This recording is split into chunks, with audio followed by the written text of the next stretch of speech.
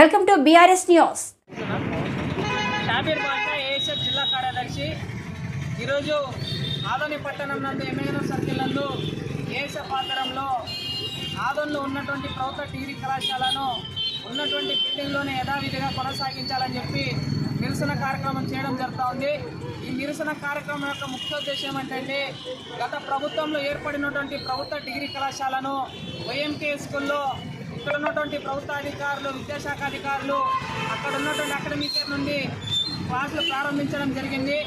అక్కడ ఉన్నటువంటి మేనేజ్మెంట్ ఆ యొక్క బిల్డింగ్ రెంట్ కట్టలేదని చెప్పి మా యొక్క ఉన్నటువంటి బిల్డింగ్ను ఖాళీ చేయండి అని చెప్పి ఈ విద్యా సంవత్సరం ప్రారంభమై దాదాపు 3 నెలలు గడుస్తున్నప్పుడు తరుణంలో అక్కడ ఉన్నటువంటి డిగ్రీ కళాశాల విద్యార్థులు ఫస్ట్ కౌన్సిలింగ్లో దాదాపు 246 మంది వెబ్ ఆప్షన్ ఇచ్చుకుంటే సెకండ్ కౌన్సిలింగ్లో ఉన్నటువంటి డిగ్రీ కళాశాల పేరు రూపకల్పన చూపలేకపోవడం చాలా బాధాకరమైన విషయం.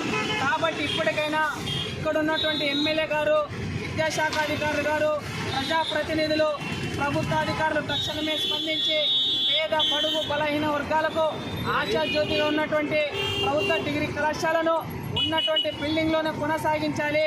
అదేవిధంగా ఏవైతే కౌన్సిలింగ్ ద్వారా అలాట్మెంట్ అయిన సీట్లను తక్షణమే ఆ విద్యార్థులకు సీట్లు కేటాయించని చెప్పి ఏఎస్ఎఫ్కు మేము ప్రధానంగా డిమాండ్ చేస్తూ ఉన్నాం.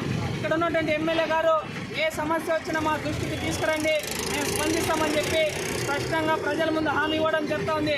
అయినా all India student federation ASF ఈ డిగ్రీ కళాశాలకు సంబంధించి 15 రోజుల పాటు ఆయన ఫోన్ కాల్ చేసినా లిఫ్ట్ చేయకపోవడం, అదేవిధంగా వాట్సాప్లో మెసేజ్ చేసినా కూడా లిఫ్ట్ చేయకపోవడం చాలా బాధాకరమైన విషయం. ఇప్పటికైనా స్థానిక ఎమ్మెల్యే గారు మేల్కొని ఉన్న చోటనే ప్రభుత్వ డిగ్రీ కళాశాలను కొనసాగించాలని చెప్పి ఏఎస్ఎఫ్గా మేము ప్రధానంగా డిమాండ్ చేస్తూ ఉన్నాం.